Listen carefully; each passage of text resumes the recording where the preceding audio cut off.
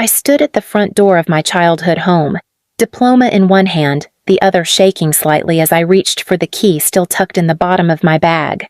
The scent of fresh-cut grass and honeysuckle drifted through the air, a smell that used to mean summer, safety, belonging, but now it just made my stomach churn.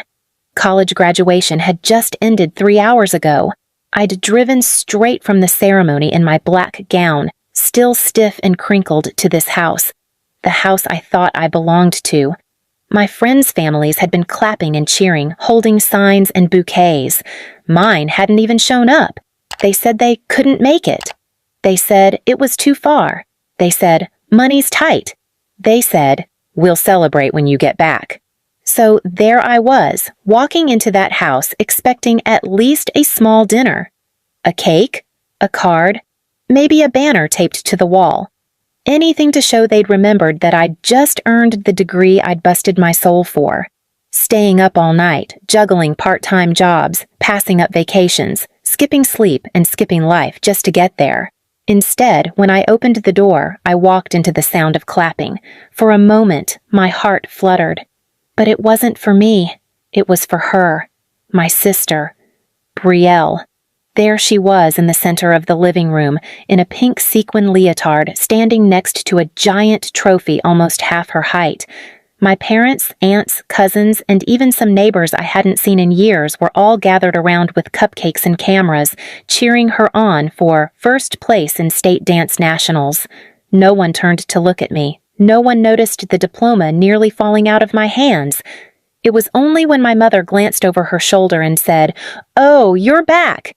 Be careful not to track in mud," that I realized I had just walked in on the wrong party. I didn't speak. I couldn't. I just stood there, holding that rolled-up paper with a gold ribbon, watching everyone fawn over Brielle like she had won a Nobel Prize.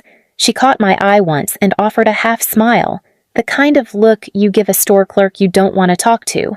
I walked quietly to the hallway. The wall that used to hold every school photo, every cheesy picture day portrait, had been completely redone. Gone was the photo of me in my cap and gown from high school. Gone was the old shot of me with braces holding the 6th grade spelling bee trophy. Gone was the photo of me from junior year, standing next to the chemistry project that won regional. And in their place, a huge golden-framed display. One single spotlight. One giant, polished shelf.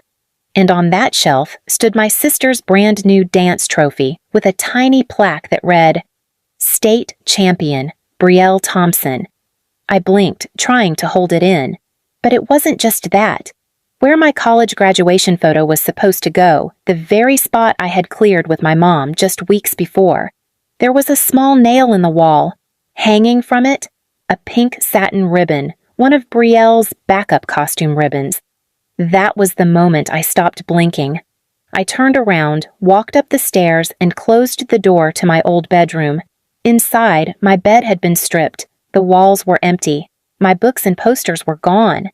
In their place, a folded pink air mattress and a pile of Brielle's extra costumes. They'd turned my room into her dance dressing area. She had a whole separate bedroom downstairs. But somehow, she had taken mine too. I stared at the empty corners of my room, feeling the weight in my chest swell. My fingers clenched around the rolled-up diploma until it creased. I stayed silent that night. I didn't say a word during the after-party. I watched as my parents posted photos of Brielle's biggest win yet online, with captions like, "Our shining star," and "Proud parent moment." There wasn't a single post about me. Not even a congrats grad. That night, when everyone went to bed, I did something I never thought I'd do. I took my diploma, my high school honors plaques, and every certificate and medal I had left in the attic and loaded them into the trunk of my car. Then I drove to the print shop downtown. I had them print a full-size canvas portrait, one of me in my graduation gown, smiling proudly, holding that very diploma. I picked a frame even bigger than Brielle's trophy case. But I didn't bring it back to that house. Instead, I brought it to a place I knew they'd have to walk by, a place they couldn't ignore. And what I did next would make their jaws drop. I didn't sleep that night. My hands gripped the steering wheel until sunrise. I was parked just 2 blocks away from the new office building where my dad worked, the same building where he always hosted his Client Appreciation Day on Fridays. He was a senior partner at a mid-sized accounting firm. Every Friday, their lobby turned into a buzz of suits, pastries, catered coffee, and ego. And that lobby had one giant, freshly painted wall right behind the front desk, always kept empty for seasonal displays or holiday decorations. It had just enough space for a 40 by 60-inch portrait. I knew the receptionist, and I knew she hated my father. She was the one who'd whispered to me at 16, "You're too smart to let your dad shrink you." She let me in early before the guests arrived, coffee still brewing behind the counter. With help from a friendly maintenance worker, we mounted the canvas portrait right on that lobby wall.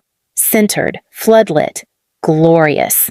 There I was, in full cap and gown, smiling with confidence, holding the diploma they never showed up for. And just underneath, engraved on a custom brass plaque, the words, "The daughter you forgot." I left before the first client walked in. By 9:43 a.m., I had 3 missed calls. By 10:15, my mother texted, "What did you do?" And by 11 o'clock, my sister posted on her story, "Can't believe some people are so desperate for attention." That part stung a little, but not enough to undo what I was building, because I wasn't done yet. I drove to a local cafe near my college and opened the email I had drafted for months, a job application to a competitive international startup incubator in Boston. It was a long shot, but I had the grades, the portfolio, and now all the motivation in the world. By the time I hit send, I felt like I could breathe again. 2 weeks later, I got the call. They wanted to fly me out for an interview. 3 days after that, they offered me a full-time position plus housing. I was moving out and up. I didn't tell my parents, not when I started packing, not when I quietly sold off the storage unit where they dumped all my things, not when I officially changed the address on my voter registration. I just left a note on the front door, 3 words, "Moved, don't call." The following months were like learning to walk again, shaky, scary, but so full of freedom. My job was intense, but I poured my whole self into it. And for the first time, I was surrounded by people who saw me, who noticed when I did something amazing, who cared when I spoke. I didn't plan to speak to my parents again, not until I received an email from the board of directors. The firm my dad worked for had apparently gotten too much attention from the daughter portrait stunt. It had gone viral.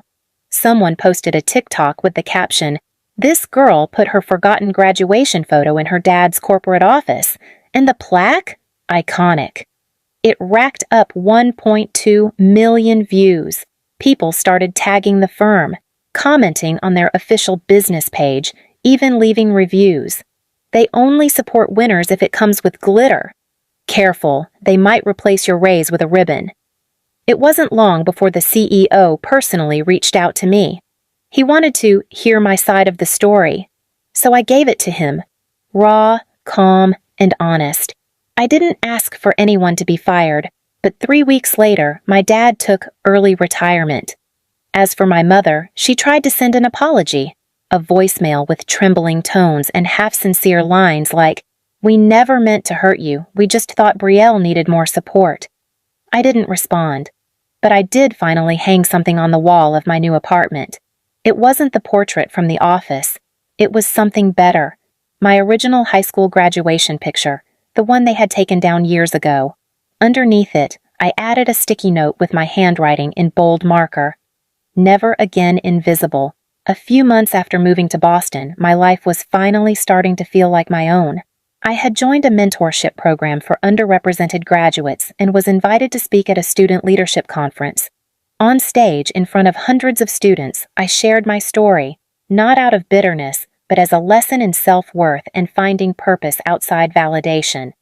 Then one evening, I received an email. Family watch party, Brielle's National Dance Trophy reveal. No personal note, just a mass invitation. I knew what it meant, a reminder I wasn't included. A final dig cloaked as politeness, but this time, I didn't feel broken. I didn't feel anything. Instead, I posted a photo from the conference, me on stage, mid-speech, lights behind me, smiling. The caption, When they won't give you a seat, build your own platform. That post reached more people than I ever imagined. The comment section was filled with encouragement from strangers who saw themselves in my story. Later, my cousin messaged me. "They saw your post. Your mom went quiet. Your dad turned off the projector. The party just ended." I didn't reply. I had nothing left to say, but I did one thing. I mailed them a trophy, gold-painted plastic with a marble base, on the plaque, "For the ones who chose a trophy over a daughter." No note, no return address. And just like that, I was done. Their silence? This time, it didn't hurt. It felt like freedom.